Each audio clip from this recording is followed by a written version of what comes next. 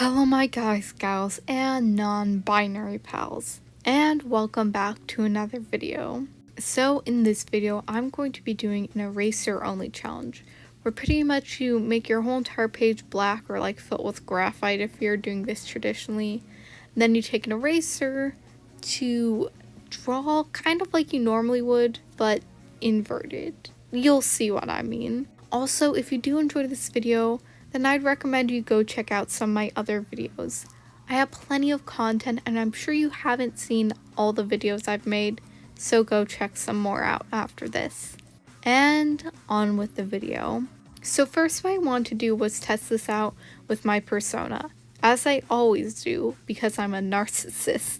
I had to actually put down a layer of black and start sketching using the eraser on that. I thought I could make the page black because you can like change the color of your starting paper, and then I could just erase off of that and it would be easier. But apparently then when you erase, it leaves black behind, which makes sense, I guess. But that means I had to put down a black base and then erase off of that. And so I sketched just like normal, just this time the sketch is white because it's with an eraser. I did actually try and put my persona into a pose here because I feel like, it's getting old drawing my persona for these challenges. And even though it's like something different every time, it's good to mix it up a little, actually put them in a pose, even if it's like just supposed to be a test with the art supply. Might as well make it a bit more interesting. Then, after I made this very rough sketch, I moved on to inking, where we ran into some real problems. You see, what I didn't realize when I was doing this is in order to make my line art also with an eraser, I would have to add another layer of black, which would then cover up my sketch below it. So I like messed around with the opacities to try and be able to see my sketch, but also have it be separate enough from my line art to see what I was drawing. But for this test, I could not see my line art while I was drawing it. So I couldn't adhere to the sketch as much as I really wanted to. It was mainly there at this point for like rough areas of where like all the parts of the body need to be and like general posing, but besides that I couldn't use it for like fine details because I couldn't see my line art when I was doing it. Like, I need to be able to see my line art so I can fix it, and it's a lot of work like turning on and off layers. I mean, it's not that much work, I'm just lazy, and that's like a couple extra clicks. So I just tried my best, and it's a bit rough. Some of the arm anatomy is a little wonky. The drawing overall isn't my favorite, but it wasn't too bad. We're gonna pretend that it's all the fault of me not being able to see my inking, and not just, me not having the greatest artistic ability sometimes. So then I tried to add some color, and not really color, but like different shades and tints, like a black and white drawing, to give some contrast and make the drawings feel more complete. Because if I was sitting here just lining with an eraser, where's the fun in that? Might as well just draw with white ink. So at first I'm just like, okay, I'm going to color this kind of normally. I'll just take what I used to do the inking, lower the opacity on that brush, and have some different shades of gray in there by erasing various amounts of the black. Except when I went to lower the opacity on the tool that I use for inking so that I could have, nice smooth coloring, it wouldn't work. I tried so many things, like I messed with the brush sensitivity because I think like the opacity might be connected to pressure sensitivity on some of my brushes for the eraser, but that didn't work. I tried like making the opacity pressure related, that didn't help either. I tried adjusting the actual brush I was using. I tried so many things to try and get this brush to lower its opacity, but whenever I drew it, it'd still be that pure line. So I moved on and instead decided to color with something that I knew would have variations in opacity. And that was the airbrush tool, or like the airbrush on the eraser tool. Now, I really didn't want to have to use this for my coloring, because the airbrush is a lot more inconsistent, less smooth, rough, however you want to call it. It's gonna make it look very patchy. I won't be able to get like a lot of contrast. It's a lot harder to control the values because, you know, you have to go back over things to make them smooth, which makes things slowly lighter and lighter. So because of that, all the tones are like very similar in this drawing. You know, not a lot of contrast. It's all just like this kind of splotchy white. Also, I had to draw this on one layer. You know, utilizing those skills from the last video. Because in order to erase the black background, I had to do it on that layer. As we saw with like the problem of my sketching layer and my inking layer. Because if I create another black background, it's going to cover up my inking. And then like, what's even the point of coloring if I don't have inking to color? And I can't just put it underneath my ink layer because that black inside the lines will also cover up the coloring. So I have to do these all on one layer, which means I can't really go back in with like a black pen on top of a lot of the coloring without messing up my line art. Also, I really want to make these colors not like inverted. You know, like the line art color is inverted of the normal thing, but I still want to have like black shading and like the lighter areas be white and the darker areas be black, and actually have like normal tones with the drawing, which kind of is what I was talking about in the beginning of the video, where I have to kind of work backwards with the coloring, because instead of adding like shading values, you know, like you normally add shading on top of a drawing, instead I'm like adding light onto it. So it's a bit of a different process and you have to think about differently.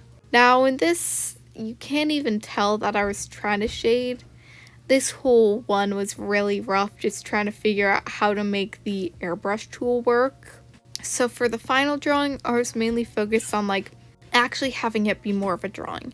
Having smoother lines, actually having like variation in tones, trying to implement shading, just make it closer to a normal looking drawing as well as I could. And if this drawing was any sort of example of how this was gonna go, it was going to be a mess.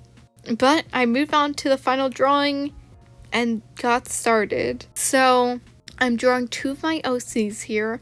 Carmen holding Sam in their hamster form. And if you don't know anything about these characters, link in the iCard here if I remember.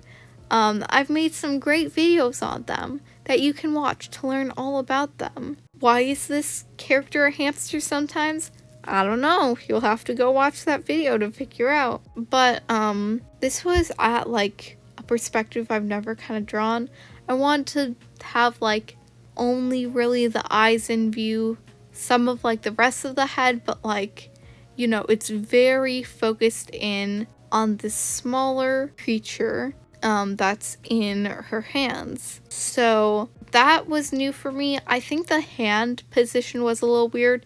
She's not really holding it that much, and like, I don't know if it's at the right position. But you know, it's fine. It's not that noticeable with all the other things in the drawing. So originally I did this because it would create like larger solid blocks of color. You know, that's easier to ink. And I thought it would be easier to color, at least for the shading part, because I'd have more space to actually have like a gradation of color.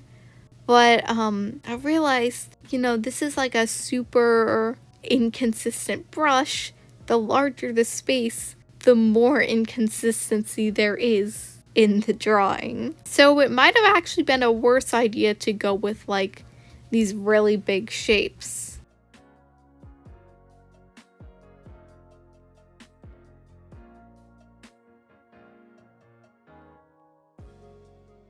So I did my sketch the same way I did last time, you know, had a black layer, did some sketching normally. This time when I went to ink though, I lowered the opacity of, I think, my sketch a lot more, so it was a lot more faint and I could actually see my line art, which, oh my god, that was a much better process than the other one. I could actually like utilize my sketch. The line art is a bit wobbly since like I had to make a lot of big lines.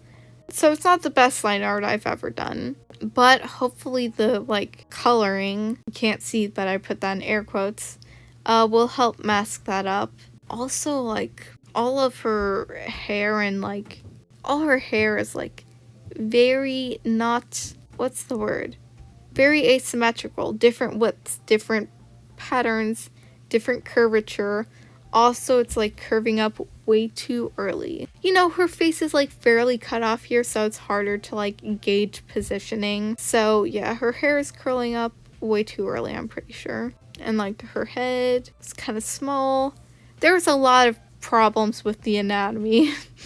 That's what happens when like you can't have an accurate reading of the face. Then before I went into coloring, I tried once more to see if I could make the normal inking brush I use work and change the opacity there, but it didn't work. I couldn't figure it out. So I went reluctantly to the airbrush and went very slowly lightening up places. So like I only did a slightly lighter patch and then I'd go over it again. I hope this would make it a bit more consistent and also give me a bit more control, because one of the problems I had with the test was going like way too light too quickly, which is why all the tones were very similar. But by slowly adding lightness to the drawing, I was hoping I could like cut it off earlier if I was going too light. I started off by coloring Sam, cause you know, I figured it'd be simpler. There's not a lot of shading to do there. The only thing I had to be mindful of was the darker patches that are like on their eye and their ear and like some of their paws. So I had to pay attention to those, but besides that, there wasn't too much. Then I was looking at it and it was still so inconsistent even with how I was trying. So I decided to use the water tool and the blur tool to try and like blend it out and make it smoother. And then I'd go back and like add some more and erase some more, I guess. And you know, kind of go back and forth there between blending it and lightening it. Technically, I guess like the blur tool and the water tool aren't actually erasers. I feel like this happens a lot where I just accidentally technically break the rules of a challenge. I think it's fine. You know, I also did technically use the like inking pen as an eraser for a lot of this. Like if I'd mess up a line, I'd go back over it with black. But I think that one's allowed. When I see people do these challenges, I see them do that. Now I've normally seen these done traditionally, so I don't see anyone like breaking out water to try and blend it out, because it doesn't work like digital art. But I'll give myself a pass on this. You know, technically, I should, in a perfect world, have been able to use my inking brush and the line art would have been smooth. And since that didn't work, this is my replacement. So, you know, if I'm not allowed to use the water tool, then it's just making up for the fact that I couldn't actually color this in the way I wanted to, in the proper way that like I would have ideally used for this challenge. I don't know if my defense is actually working, but you know what? It's fine. This was still difficult though. It just makes it look slightly better. Not just slightly, it makes it look a lot better. So give me this pass. So I still had a lot of trouble showing contrast and tried to make shading look on purpose. And a lot of areas it just looks like the brush being inconsistent, not me trying to make shading. Like, the eye whites aren't really shaded well. There's some areas where it looks like I tried shade, but others where it's like inconsistent, so it looks about the same as the shading process. Also, speaking of that general area, the tones of the skin. So on the left side versus the right side, they're very different because they're obviously separate blocks of, color there. So I worked on them separately, and that led to them being like two different colors. The shading on the right side actually kind of looks like I tried shade there. The left side does not look like that. It looks a lot more inconsistent and a lot more splotchy and just unfinished, I guess. It looks like I didn't actually finish going through and erasing parts.